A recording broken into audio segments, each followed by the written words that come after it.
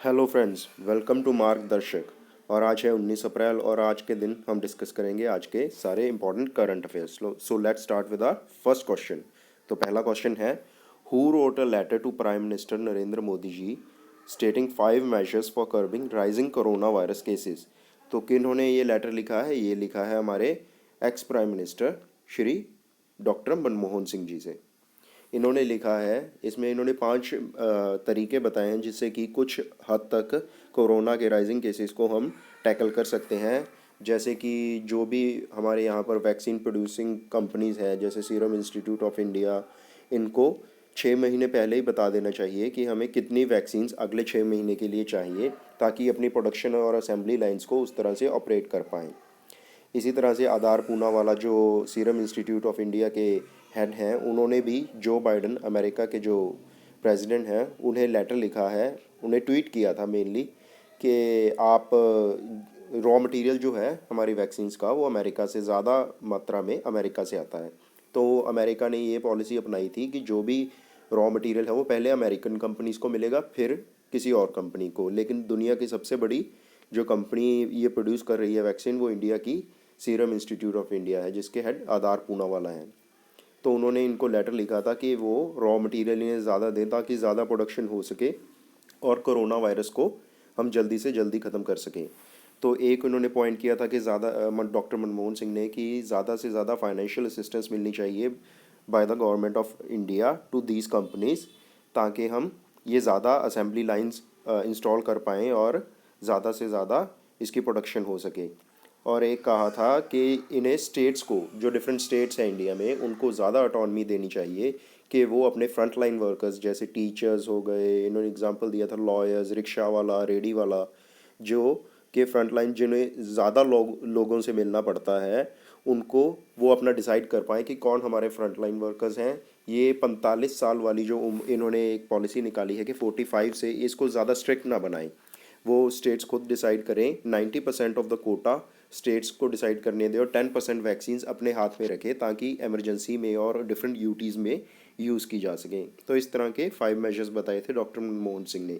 ये काफ़ी important question है मेरे दोस्तों, बहुत ज़्यादा न्यूज़ में रहा है और बहुत चांसेस है कि ये किसी ना किसी एग्ज़ाम में ज़रूर आएगा। अगला क्वेश्चन है, who has launched digital fund nutrition knowledge on health nutrition. तो किसने ये लॉन्च किया है? इसे कहते हैं पोषण अभियान। पोषण अभियान ये बेसिकली जो बच्चे हैं जिनमें स्टंटिंग की प्रॉब्लम है, स्टंटिंग मतलब जिनकी ज़्यादा हाइट बढ़ नहीं पाती, मैल न्यूट्रिशन की है, जो लैक्टेटिंग मदर्स है, जो स्तनपान करवाती हैं लेडीज़, उनके उनमें उनमें मैल न्यूट्रिशन है।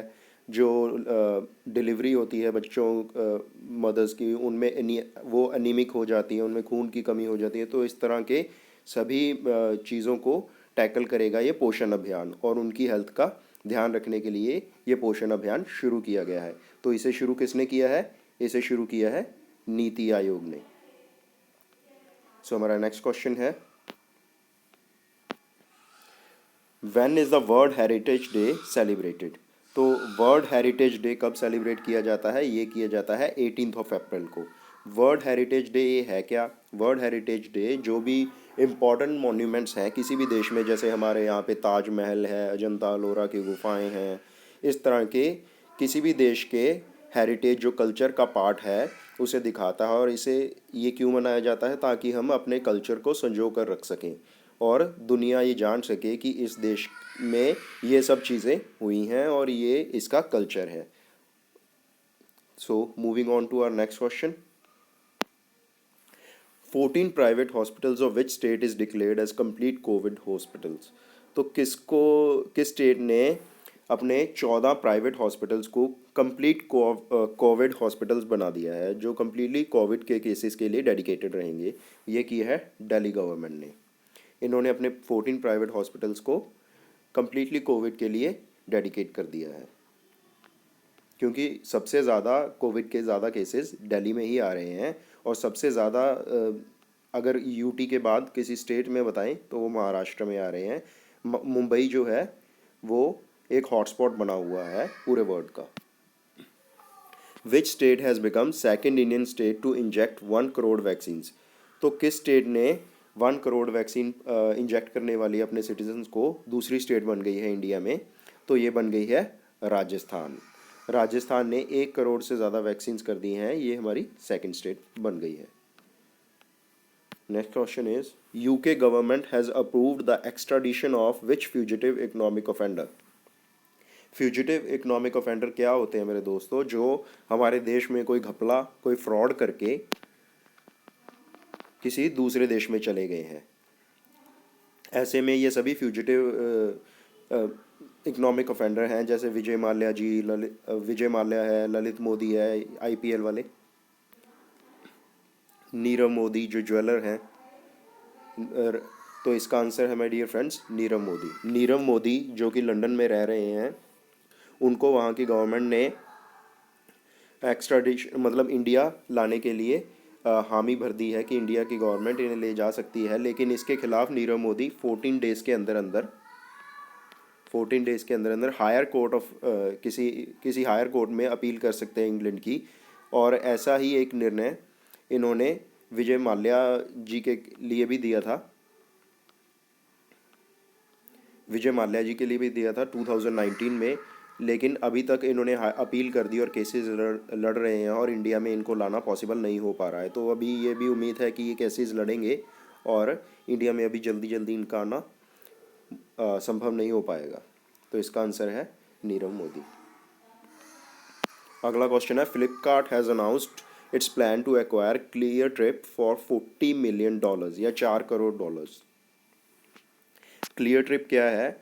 जो किसी भी हम किसी भी ट्रिप पे जाते हैं, कोई भी हम कहीं जगह पे मूव करने घूमने जाते हैं, तो उसके लिए एक वेबसाइट है क्लियर ट्रिप। इसको फ्लिपकार्ट ने एक्वायर किया है। इसको ऐसा नहीं है कि फ्लिपकार्ट में मर्ज कर देंगे, ये अपनी खुद चलती रहेगी, लेकिन फ्लिपकार्ट इस बिज़नेस में आना चाहता था, इसलिए इन्होंने इसे एक्वायर किया है 40 मिलियन में, यानी कि $4 करोड़। $4 करोड़ कितने बन गए? लगभग 300 करोड़ रुपए। ये सबसे पुरानी इंडिया की पहली मतलब इस तरह की कंपनी थी, अपने तरह की पहली कंपनी थी। उसके बाद ओयो, यात्रा, मेक माई ट्रिप, ऐसी बहुत सारी कंपनियां आ गई। Recently, Pakistan has temporarily blocked all its social media platforms without stating reasons on which date। तो ये किस तारीख को किया था पाकिस्तान ने कि अपने सारे सोशल मीडिया प्लेटफॉर्म्स को कुछ घंटों के लिए बंद कर दिया था? तो ये किया था उन्होंने 16 अप्रैल को।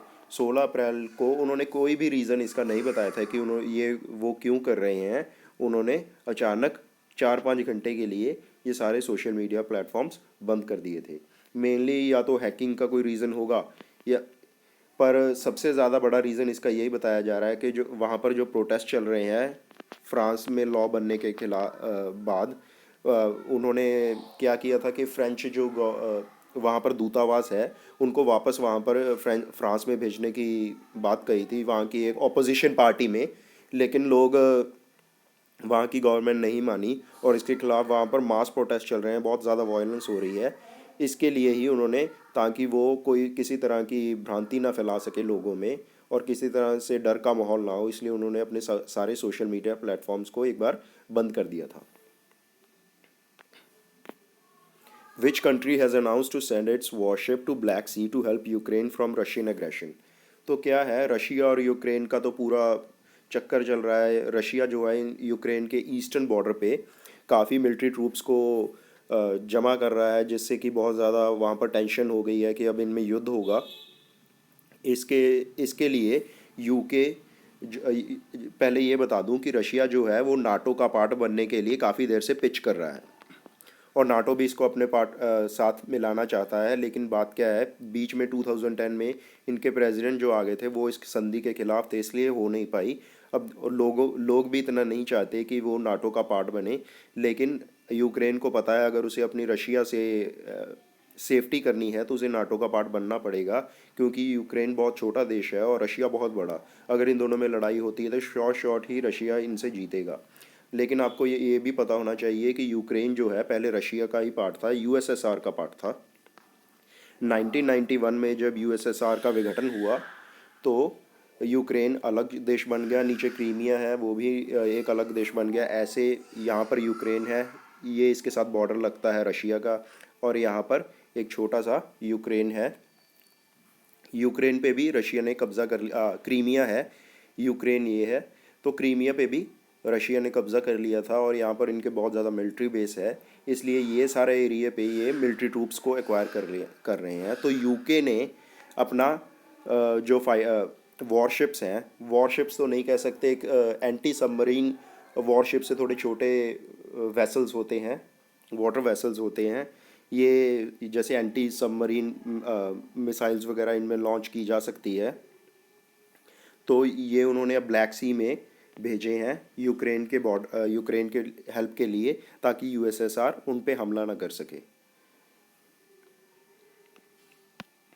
The man who died while on sentence of 150 years for running a Ponzi scheme. Ponzi scheme क्या होती है? एक ऐसी स्कीम जिसमें जो पेरेंट कंपनी होती है उसका होना ना होना, उसका ज़रूरी नहीं कि उसकी एग्जिस्टेंस हो, और बहुत ज़्यादा रिटर्न की वादा किया जाता है जो एक्चुअल में पॉसिबल नहीं है। और उन ठगने के लिए बेसिक इसका मॉडल, इसका जो होता है कि इन्होंने लोगों को ठगना है। तो इस तरह की स्कीम लाने वाले ये कौन थे? जो जेल में ही मर गए हैं। 150 साल की इनको 2009 में जेल हुई थी। ये एक अमेरिकन सिटीज़न है और नैस्डैक के एग्जीक्यूटिव चेयरमैन भी रह चुके हैं। जो फर्स्ट इलेक्ट्रॉनिक एक्सचेंज थी अमेरिका की, ये नैस्डैक एक्सचेंज है जहाँ पर स्टॉक्स ट्रेड होते हैं, ये है बर्नी मैडॉफ। इन्होंने 17.5 बिलियन के अराउंड का घपला किया था। 65 बिलियन की ये पॉन्जी स्कीम थी। इन्होंने खुद कन्फेस किया था कि ये सबसे लंबी चलने वाली पॉन्जी स्कीम है और बहुत ज़्यादा नुकसान हुआ था लोगों को इससे। इन्होंने बेसिकली इंस्टीट्यूशंस को बहुत ज़्यादा रिटर्न देने स्टार्ट कर दिए और लोगों का पैसा ही उनमें बांटते रहे। जैसे एक आदमी से पैसा लिया और उसको जब उसकी मैच्योरिटी है दूसरे आदमी से पैसा लेके उसमें बांट दिया। इस तरह से 2009 में जब इन्होंने देखा कि ये अब ज़्यादा देर नहीं चलने वाला है, तो इन्होंने एडमिट कर लिया। इनके बच्चों ने बताया, दोनों लड़कों ने, कि इनके फादर ने इनसे कन्फेस किया है कि इन्होंने एक पॉन्जी स्कीम चलाई है। ये पॉन्जी स्कीम है ये जो सारी इतने सालों से चल रही है, 30-40 साल तक ये चली। तो उसके बाद इनको 150 साल की जेल हो गई और अब ये जेल में ही मर गए हैं एट द एज ऑफ 82। सो आज के सारे क्वेश्चन यही हैं। एंड मैं आपसे फिर कहूँगा, मेरे चैनल को सब्सक्राइब कीजिए, लाइक कीजिए और ज़्यादा से ज़्यादा शेयर कीजिए, ताकि हम आपके लिए अच्छा कंटेंट और अच्छी वीडियोस ला सकें। Thank you for now, bye, have a nice day.